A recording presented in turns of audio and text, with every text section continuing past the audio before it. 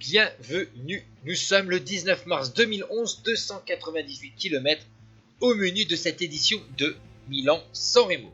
5 anciens vainqueurs étaient présents au départ de Milan: Oscar Freire, l'Espagnol, vainqueur en 2004, 2007 et 2010, Petacchi, le sprinter italien, vainqueur en 2005, Pozzato en 2006, Cancellara, vainqueur en 2008, et enfin Mark Cavendish, lauréat en 2009.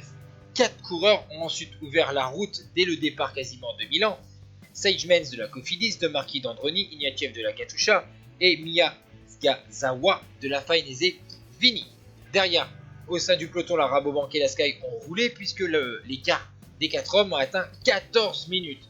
Mais les deux équipes de Rabobank et Sky ont réduit cet écart de moitié au sommet du Passo Turchino et à 3 minutes au sommet de la Mani. D'ailleurs, à l'avant de la course, De Marchi et Ignatieff ont largué leurs deux compères d'échappée.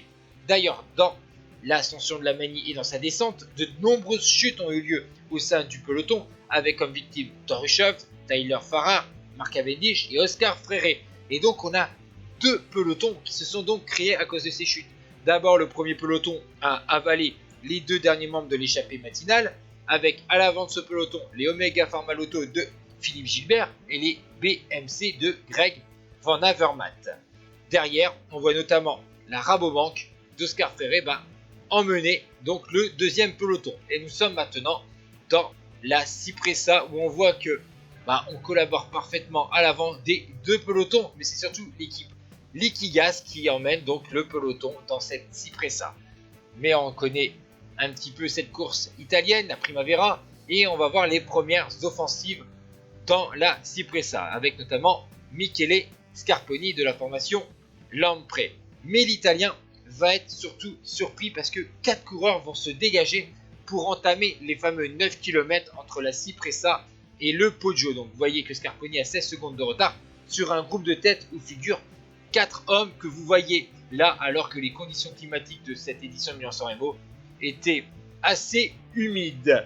Alors, à l'avant de la course, on a donc Steve Chenel et Offredo de la FDJ, Stuart O'Grady de la Léopard et surtout Greg Van Avermaet, le Belge de la formation BMC. Leur avance va tourner autour des 15-20 secondes, alors que derrière, vous voyez qu'il y a un peloton d'à peu près 25 coureurs qui a donc rattrapé Scarponi. Et ensuite, vous voyez que les équipiers de Philippe Gilbert sont obligés de rouler. On voit notamment André Greipel pour réduire l'écart avec les 4 hommes de tête à l'approche du Poggio, tandis que les équipiers de Cancellara, eux, restent à l'abri parce que devant, il y a Stuart O'Grady qui figure dans cette échappée de 4 coureurs, alors qu'on attaque maintenant l'ascension du Poggio. Devant, Steve Chenel va donner tout ce qu'il a dans les jambes pour Johan Offredo pour permettre d'avoir une certaine bonne avance dans le Poggio. Derrière, les favoris vont donc maintenant s'attaquer. On est sur le second juge de paix de cette Primavera. La Cipressa est un juge de paix parce que certains sprinteurs vont montrer leurs limites, alors que le Poggio va peut-être permettre aux punchers d'achever un petit peu leur chef-d'œuvre, puisqu'il n'y a plus grand monde dans le premier peloton. D'ailleurs, à 8 km 600 de l'arrivée, Greg Van Avermaet a décidé d'attaquer dans les passages les plus difficiles du Poggio.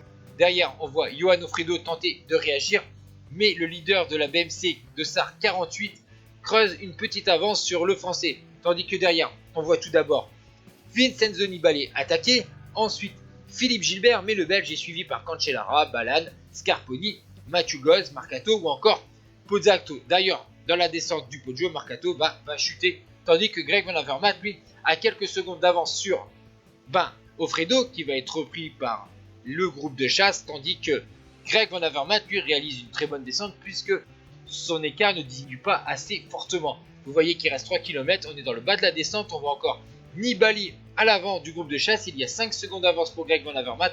On voit Philippe Gilbert, mais aussi donc Pozzato, mais attention, un coureur rapide comme Alessandro Balan, qui est l'autre atout de la BMC. Je vous ai dit des leaders, parce que Greg Van Avermaet était en très bonne condition, mais aussi Filippo Pozzato et Alessandro Balan. D'ailleurs, ce groupe va revenir sur Greg Van Avermaet à 2 km 500. On va voir quelques accélérations. Philippe Gilbert est un peu tendu, on va le voir faire beaucoup d'efforts dans ce final. Nous sommes encore à 1400 mètres de la ligne, nous sommes à San Remo et on va bientôt passer sous la flamme rouge.